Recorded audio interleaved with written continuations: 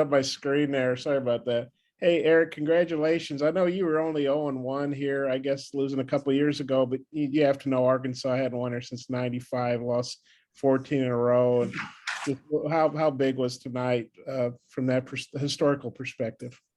Yeah, I mean, we talked about it after the game. We didn't really talk about it, before the game, but none of us, the players weren't here. It's a different team. And right now we're a really confident team on the road. I mean, I think that everybody can see that. We came, we got on the plane with the thought process of winning this game and not being satisfied with how we've played. And, when a team wins at this pace, you got a group that's not satisfied, a group that's, that's hungry and wants to continue to get better. I didn't think we played that great in the first half, but certainly in the second half. And we did outscore by 3 in the first half and by 5 in the second half, scored 82 points.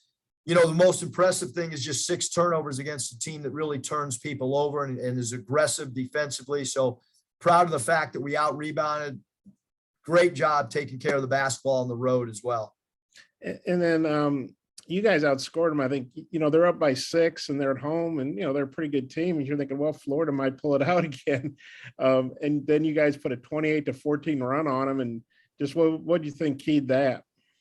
I thought Devo Davis was absolutely phenomenal. We wanted to get out and transition a little bit more. I thought we were a little bit too stagnant. They went to a zone. We hit a 3. We got the ball in the interior of the zone, another possession, and we were alert for them to play that zone.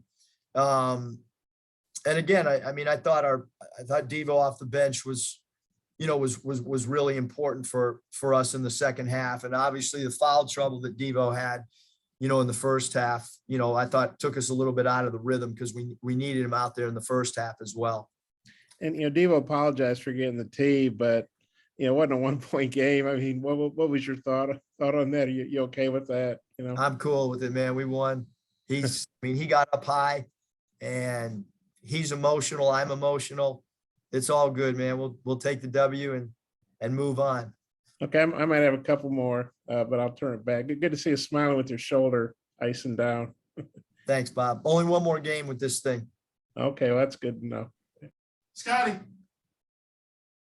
Yeah, Eric, I know you've had some really good college teams before, but is this the toughest one that you've coached, or at least the one that's least likely to back down with his back against the wall?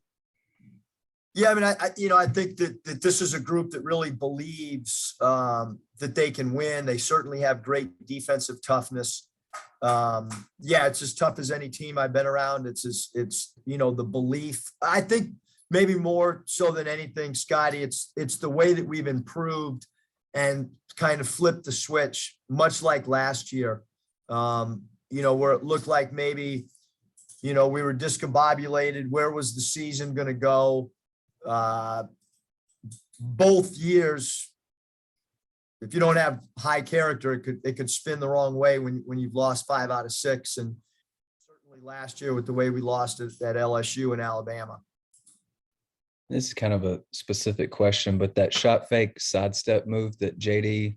Yeah, we work on it every day, JD and I go over to the side court and really want him shooting a sidestep 3 when the game's on the line. It's like how, I guess I know you probably obviously see him work on that shot a lot, but like how big time of a move is that? Because he seems like he hits opponents with it once or twice, maybe even more than that each game. Yeah, in all seriousness, JD does work on that. He really, really does. And, I told an NBA buddy of mine today, we were talking about our team, and I said the thing that makes him so dangerous to guard is he shoots from anywhere. He's got a, he's like Steph Curry in the fact that those guys just shoot from wherever, whenever. You think they're absurd shots and they go in and they stretch the defense out. And he really puts pressure on defensive teams because I never know when he's going to shoot. So I don't know how the heck they'd ever know when he's going to shoot because I have no idea half the time when he pulls. But I do want the ball in his hands. And tonight we actually moved him off the ball because I thought Devo was so good taking the ball to the cup. And I thought Florida struggled to keep Devontae in front of him. And when Devo gets out and runs in transition, I mean, saw it the other day. He had an assist to Audis for a big layup, and then he had a couple layups on the run too. Like when he's doing that, I mean, where does that take you guys offensively? Changes us all together. I mean, he had 19 points, 7 to 10 from the field. Again, another game where he hit 2 threes. He made his foul shots going 3 for 4, led us in assists with 4, most impressively, 0 turnovers. I mean, he played, 28 minutes with 0 turnovers to 4 assists, plus 11 while he was in the game. He was our second highest plus minus guy, along with Jay Wills plus 15. So I thought he was outstanding tonight. Hutch. Yeah, Coach, I'm curious what your thoughts were on that matchup between Jalen and Castleton tonight. Yeah, Castleton's a really tough matchup for us and for everybody. I mean, he did go to the foul line 10 times. We had to move Jay Will off of him for a little bit. Castleton most impressively drew 11 fouls, 29 points. I was happy with the fact that we kept him off the glass for the most part. He did have 6 boards in 35 minutes, but we didn't want him to get up in 8 or 9 rebounds. And one of the things we talked about at halftime was if they throw the ball into Castleton, that does eliminate the 3 ball. And I thought that, exchanging 2s instead of 3s would certainly help us defensively. And you look at in the second half, they went 1 of 9 compared to in the first half when they made 7 of 16. I thought that was a big turning point for us for sure. And how big was it that Jalen, I think he picked up his 4th foul with about 8 minutes left, and he played the rest of the game without picking up that 5th. What did you think about that? Yeah, I mean, I trusted him, Hutch, to have him still in there. We moved Stan over to Castleton and moved Jalen over to guard a perimeter player. A DC guarded in 1 possession. So we were, again, willing to live with the ball going inside because we thought we could, once we got the lead, we thought we'd still have the ability to score the ball. But we just felt like if they started hitting 3s, that might be too much to overcome. Curtis. Coach, Florida's been a good defensive team, and you guys came in tonight and better than 2-to-1 assist to turnovers. You had 5 in double figures, shot it well. What is your overall take on the offensive performance tonight? I thought we were, not great in the first half, but did shoot 47%, which for us is a really good percentage. In the 3 ball, I thought we were really selective in the first half, going 4 of 9, shooting 44%. Didn't get to the foul line enough, but the 6 FTAs that we did get, we converted at an 84% rate.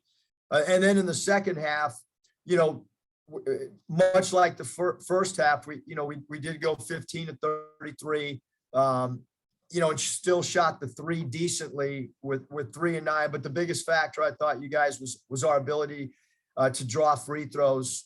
Just 6 in the first half and 14 in the second half, and then being able to make them at an 7% rate, I thought, was kind of the difference offensively for us.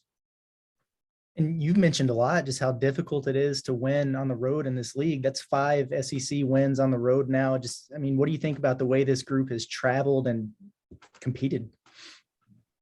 Awesome. I mean, again, we could have won that game in Bama. We were right there. We get, and that stings still. But I'm not a big hockey fan, but Daryl Sutter with the Calgary Flames, he said it best. They're playing really well. And he said, I don't care if we win 10 straight unless it's in the playoffs. And so for us, it's just, we got another game coming Saturday against Kentucky. And how do we get ourselves ready to play another 1-game series? Obviously we got 2 home games and then the final game in Tennessee. So take 1 game at a time and keep following the game plan and keep diving into our preparation like they have. They've done an incredible job. Christina. Were you surprised at all when Florida came out and made those 7 threes in the first half? And how did you kind of lock that down in the second half? Yeah.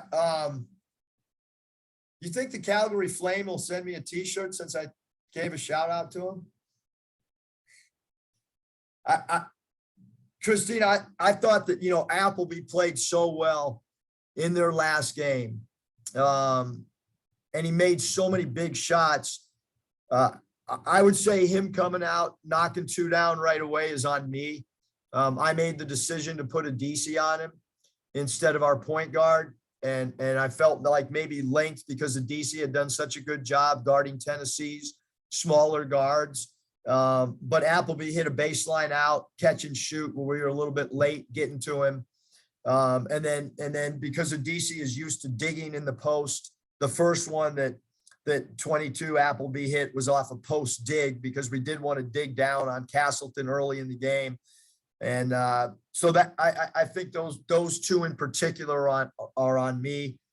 Fleming, we wanted to respect his 3, but also respect his dribble drive. So that's kind of a scouting report 3, because he hit one of those early ones.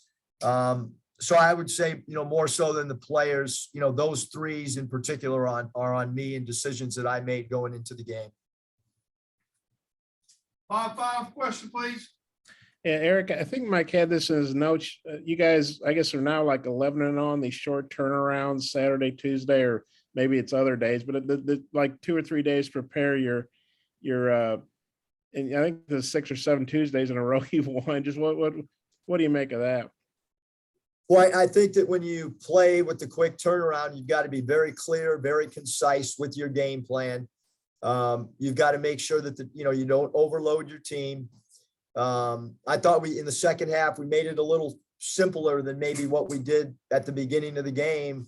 Just something as simple as, hey, no more 3s, knock it off. If it goes into Castleton, we'll live with it. Play him a little bit more straight up. Don't help and dig and sag and spy on him. Stop it. And obviously, I don't know if it was our defense or they missed some, but obviously 1 and 9 was much, much different than what we saw the first half, which was 7 3s. I think the Flames might have been in Atlanta when you were coaching with the Hawks. Did you ever go to a Flames game? Yeah, they were the Thrashers. Thrashers. Okay. I can't. Atlanta Thrashers, owned by the same owners. Okay, I'm not a hockey guy either. Well, you should have gotten good tickets then. I got great tickets. Not a lot of NHL fans in Atlanta, I can tell you that, at least when I was there. Coach, appreciate See it. you guys.